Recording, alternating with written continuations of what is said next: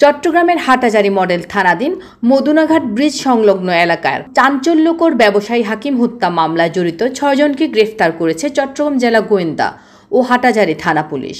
গ্রেফতারকৃতদের কাছ থেকে বিপুল পরিমাণ বিদেশি আগ্নেয়াস্ত্র, গুলি, নগদ টাকা, মাদক ও মোটরসাইকেল উদ্ধার করেছে পুলিশ। চট্টগ্রামের পুলিশ সুপার মোহাম্মদ সাইফুল ইসলাম শান্তু জানায়, গোপন সংবাদের ভিত্তিতে গত 31 অক্টোবর রাউজান থানাধীন বাগোয়ান ইউনিয়নের গরিবুল্লাপাড়া এলাকা থেকে হত্যাকাণ্ডে জড়িত মোহাম্মদ আবদুল্লাহ খোকনকে গ্রেফতার করা হয়। তাকে জিজ্ঞাসাবাদে সে হত্যাকাণ্ড সম্পৃক্ততার কথা স্বীকার করে।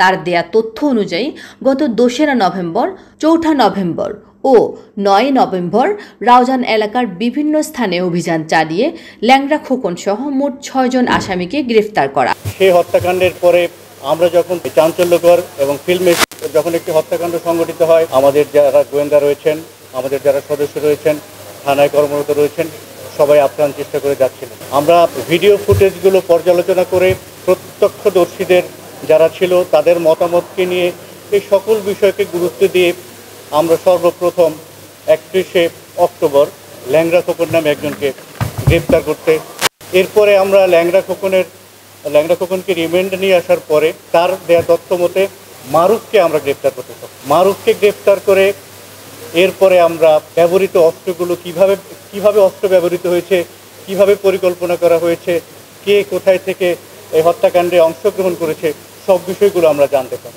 অস্ত্রগুলো কার কাছে ছিল এইটা জানতে গিয়ে আমরা সাকলাইন নামক একজনের সম্পৃক্ততার কথা জানি। সাকলাইনকে গ্রেপ্তার করা হয় এবং তার এক সহযোগী জিয়াকেও গ্রেপ্তার করা হয়।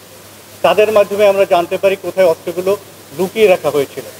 তাদেরকে আমরা কোর্ট থেকে রিমান্ডে এনে তাদের কাছ থেকে আমরা তথ্যগুলো সংগ্রহ করি এবং এরই ভিত্তিতে আমরা নোয়াপাড়ার চৌধুরীপাড়ায় একটি বাড়িতে অভিযান করে চৌধুরীর হাট একটি বাড়িতে অভিযান করে আমরা গতকাল সর্বপ্রথম 4টি বিদেশি পিস্তল, একটি রিভলভার এবং প্রচুর সংখ্যক গোলা বারুদ আমরা রিকভারি করতে সক্ষম হই। আমাদের কাছে তথ্য ছিল যে তার বাড়ির আশেপাশে, বিশেষ করে পুকুর বা কোনো ডোবার মধ্যে আরও অস্ত্র তারা লুকিয়ে রেখেছে। আমরা গত রাত প্রায় 3টা বেজে যাওয়ার কারণে, ওই সময় বা সেচ যন্ত্র না পাওয়ার কারণে এবং আমাদের জনবলের যে ওই সময় যে রাতে কাজ করার ক্ষেত্রে অন্ধকারের কারণে আমরা সব কিছু করতে না পেরে জায়গাটিকে আমরা কর্ডন করে রাখি। আমরা রাতে কর্ডন করে যখন ভোরের বেলা যখন সূর্যালোক পাওয়া যায় তখন আমরা সবাই মিলে কাজ শুরু করি এবং সেই কাজ করতে গিয়ে আমরা পুলিশের লুণ্ঠিত একটি চাইনিজ রাইফেল এবং একটি শর্ট গান উদ্ধার করতে সক্ষম। সম্পৃক্ত থাকার কারণে তাদের কাছ থেকে অল্প সংখ্যক এবং গাঁজাও আমরা উদ্ধার করি। এই ছিল আমাদের অভিযানের। গত 7 অক্টোবর রাউজান থানাধীন বালুমহলের নিয়ন্ত্রণ ও স্থানীয় আধিপত্য বিস্তারকে কেন্দ্র করে দুর্বৃত্তের এলোপাতাড়ি গুলিতে নিহত হন ব্যবসায়ী আব্দুল হাকিম। হেলাল উদ্দিন, নোংর নিউজ, চট্টগ্রাম।